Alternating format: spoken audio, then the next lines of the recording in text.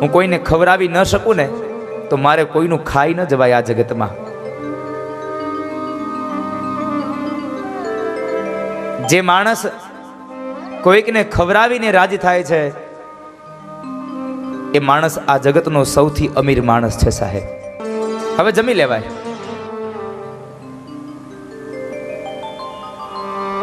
જમી લેવાયનો શબ્દ સાંભળ્યો એટલે બધા પોતપોતાના ભાતા લઈ તૈયાર થયા. પોતપોતાના ભાતા લઈને તૈયાર થયા. મધુમંગલ પોતાની ફૂલડી લઈ અને એક વૃક્ષના પાછળના ભાગમાં સંતાઈ ગયો છે.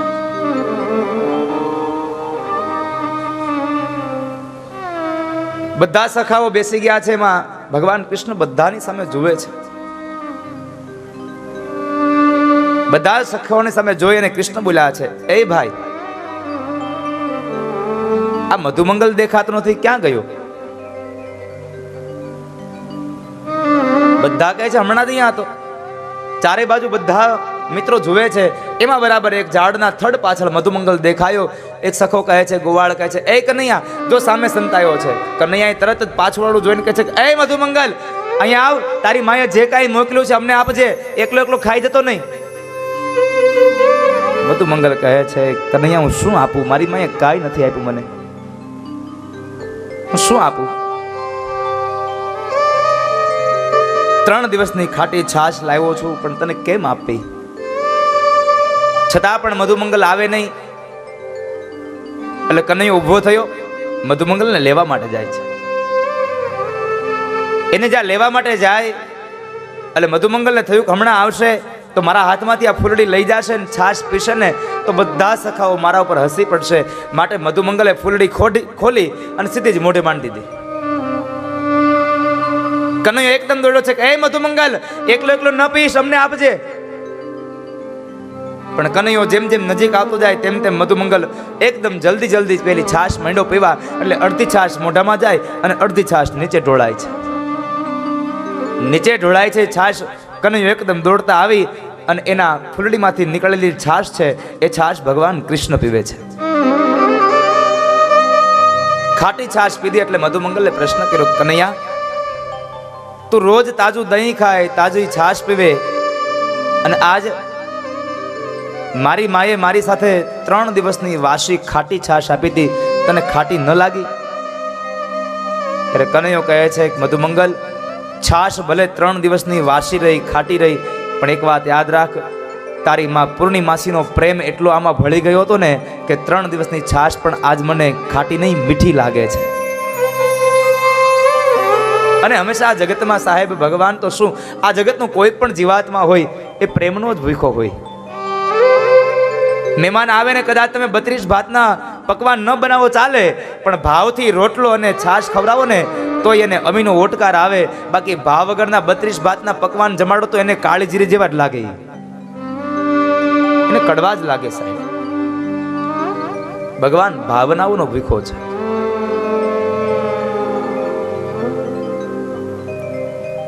મધુમંગલ એક વાત એ હતી કે કદાચ હું આ 3 દિવસની ખાટી છાશ લાવ્યો છું, અમારે કોઈને દેવાય નહીં. અને મધુમંગલ એમ કહે છે કે જો હું કોઈ માટે કાંઈ લાવી ન શકું ને, હું કોઈને ખવડાવી ન શકું ને તો મારે કોઈનું ખાઈ ન જવાય આ જગતમાં. જે માણસ કોઈકને ખવડાવીને રાજી થાય છે એ માણસ આ જગતનો સૌથી અમીર માણસ છે સાહેબ. જે માણસ કોઈકનું ખાઈને રાજી થાય છે સમજો એ માણસ આ જગતનો સૌથી દરિદ્ર માણસ છે. તને ભગવાને આપ્યું હોય તો કોઈકને આપતો જાજે સાહેબ. પણ આપણી પાસે કોઈક માગવા આવે એટલે આપણે શું કરીએ? જવા દો. આપણે ગાડીમાં બેઠા હોઈએ, મોંઘામાં મોંઘી કાર હોય, ગાડીમાં બેઠા હોઈએ, જો બરાબર કોઈક માગવા આવે ને એટલે આપણે કાચ તરત જ ચલાવી દઈએ. એક શેઠ બરાબર ગાડી લઈને નીકળ્યા, રેલવે ક્રોસિંગ આવ્યું એટલે ત્યાં ગાડી ઉભી રહી એટલે કોઈક માગવાવાળા આવ્યા એટલે શેઠ તરત કાચ ચલાવી દીધા. એ શેઠ બરાબર ગાડી લઈને નીકળ્યા હતા, નહોતા ધંધે જતા, ક્યાંય નહોતા જતા, એ મંદિરે જતા હતા. અને મંદિરે જાય માણસ માગ્યા વગર ન આવે કોઈ દિવસ, ચાહે કોઈ પણ વસ્તુ માગ્યા વગરનો કોઈ માણસ ક્યારેય ન આવે. છેલ્લે બધું આવી ગયું હોય, પૈસા મળી ગયા હોય, દોલત મળી ગઈ હોય, ઐશ્વર્ય મળી ગયું હોય, આ બધું મળી ગયું હોય, તોય ભગવાન પાસે જવું પડે. હું કામે? ભગવાન બધું આપ્યું, હવે શાંતિ દેજો, એ જ ન હોય. કારણ કે સાચી શાંતિ ભગવાનના ચરણમાં છુપાયેલી છે.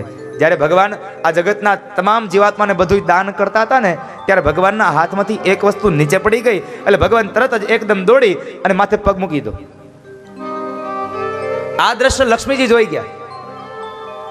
લક્ષ્મી કહે છે, પ્રભુ શું દબાયું? થોડી વાર ઉભા રહો ને. વળી પાછા બધા જીવાત્માને દાન કરે. વળી પાછું લક્ષ્મીએ પૂછ્યું, પ્રભુ આ પગ નીચે શું દબાયું છે? પણ થોડીક વાર ઉભા તો રહ્યો. બધા લોકો જે આવ્યા હતા એ બધાને આપી દીધું, બધા જતા રહ્યા. એટલે ભગવાનને વળી પાછો પ્રશ્ન કર્યો, હવે તો કયો શું છે? ભગવાન કહે છે, આ દબાવવા જેવી વસ્તુ હતી અને સારું થયું મારા હાથમાં પડી ગઈ, નકર કોકને આપી દીધી હોત ને તો આ એકેય મારી પાસે કોઈ દિવસ ના હોત. કેમ? આ શું છે? તો કહે છે, આ છે શાંતિ. અને શાંતિ મેં મારા પગ નીચે દબાવી છે. આ જગતમાં ગમે ત્યાં રખડી લ્યો, ક્યાંય શાંતિ ન મળે ભગવાનના ચરણ સિવાય. સાહેબ, ભગવાનના ચરણ સિવાય શાંતિ ન મળે. આ દુનિયાનો ગમે તેટલો દુઃખી માણસ હોય પણ મંદિરમાં જાય એટલે ભવના બધા દુઃખો ભૂલી જાય. મંદિરમાં જાય એટલે દુઃખ ભૂલી જાય. કારણ મન એમાં લાગી જાય છે સાહેબ. અને હું તો કહું છું, મન લગાડજો. મન લાગી જશે ને એટલે તમારો બેડો પાર થઈ જશે. મન લાગી જશે તો બેડો પાર થશે.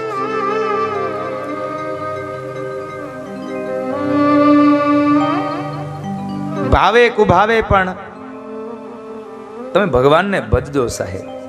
ભગવાનનું નામ લેશો તો ઉદ્ધાર થશે. ભાવે કુભાવેની વાત આવી એટલે મને એક દ્રષ્ટાંત યાદ આવે છે. ઘણા સમયથી યાદ નથી કર્યું. એક ગામની અંદર ડોશી મારે ગંગામાં. ગંગામાં સાવ એટલે સાવ નાસ્તિક માણસ, સાવ નાસ્તિક. હવે આપણને કદાચ આપણા દીકરાઓમાં પ્રેમ થાય, દીકરાઓમાં આપણો મોહ જાગે, આપણી પત્નીમાં મોહ જાગે, આપણા પતિમાં મોહ જાગે, આપણા વૈભવમાં મોહ જાગે. પણ આ ગંગા ડોશી હાવ અલગ પ્રકારના હતા. એ ગંગા ડોશીને એના ઘરમાં રહેલી એક બરાબર ત્રાંબાની એક ટબુડી હતી, લોટી. આ લોટીમાં એનો જીવ. તમે જુઓ ને, આખા દિવસનું ગમે તે કામ કરે પણ કામ કરતા કરતા એની નજર વારંવાર લોટી ઉપર જાય.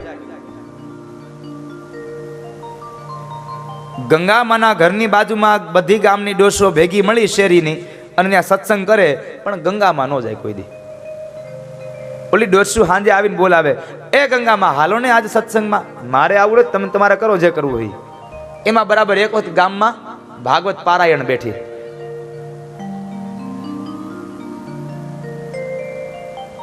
બરાબર પારાયણ બેઠી એટલે પોથયાત્રાનો સમય થયો એટલે ગામની બે ચાર ડોશીમાં આવીને ગંગામાને કહે છે, ગંગામાં હાલો ને, આ તો ગામમાં ભાગવત છે, બહુ મજા આવશે પોથયાત્રામાં. મારે આવું ને, તમારે જવું જાઓ.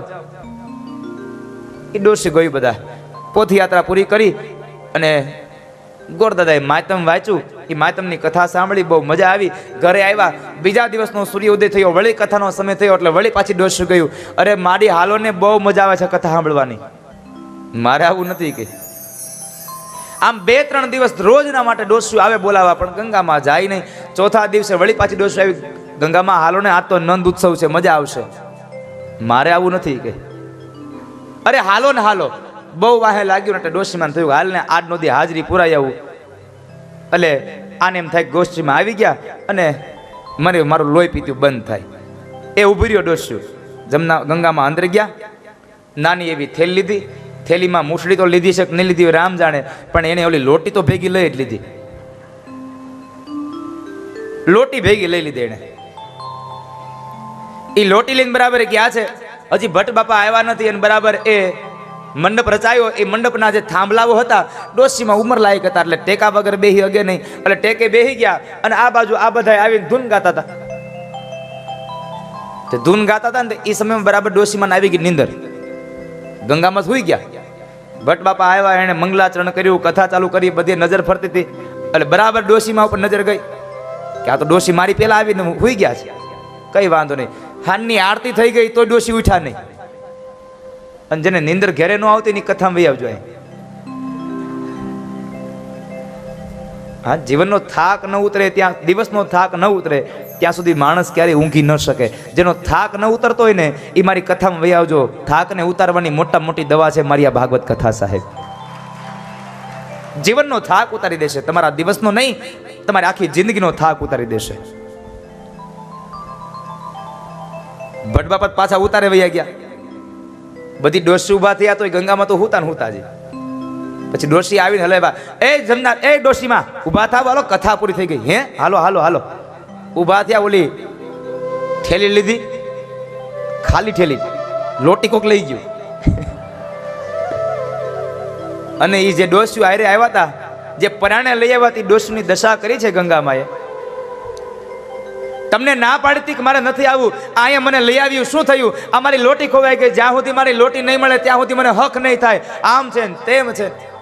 ડોસ્યુ બિચારી વિચાર કરવા માંડી, આની કરતા નો લાવ્યા તો હારું, તો આ ઉપાધિને હવે શું કરવું? એ કોઈને ખબર નહીં કોણ લઈ ગયું તું. એક ડોશીમાં જરાક થોડાક ચતુર હતા. એ કહે છે કામ કરી હાલો. ભટ્ટ બાપાને પૂછી, કદાચ ઈ ઉપર બેઠા હતા એને કદાચ કોઈકને જોયો હોય તો. ગંગા મને લઈને આવ્યા ઉતારે. ભટ્ટ બાપાને મળ્યા ને કહે છે, બાપા અમારા આ ગંગા ડોશી આજ પહેલી વાર કથામાં આવ્યા અને એને અંતરમાં વાલી એની એક ત્રાંબાની લોટી. હવે લોટી વગર એનો જીવ કદાચ અધોગતિ પામે એવું થાય. આપણે નથી કહેતા માણસને અંતરમાં વાલું હોય છેલ્લે દેવું જોઈએ, તો આ ડોશીને લોટી વાલી હતી. આ મરી જાય ને તો આનો જીવ લોટીમાં રહે. જો તમે ઉપરથી કોઈ જોયો હોય કોઈ લોટી લઈ જતા તો કયો ને બાપા. ભટ્ટ બાપા ઓળખી જાય, ઓલા માડી જ છે, મારી પહેલા આવ્યા તો હુઈ ગયા હતા અને હું ઉતરી ગયો તો જાયગા નહોતા. એટલે ભટ્ટ બાપા કહે છે કે હા માં, એક છોકરો ત્યાં રમતો તો એ લોટી તો લઈ ગયો, મેં જોયો. ત્યાં તો ગંગામાં કે કોણ હતો? હે બાપા એ કોણ હતો? હવે કોનો છોકરો હોય તો એ ખબર નથી. ભટ્ટ બાપા કહે છે એના બાપાનું નામ, એની માનું નામ મને ખબર નથી, પણ એ છોકરાનું નામ નારાયણ હતું એટલી મને ખબર છે. બરાબર. ડોશીમાં ઘરે આવ્યા.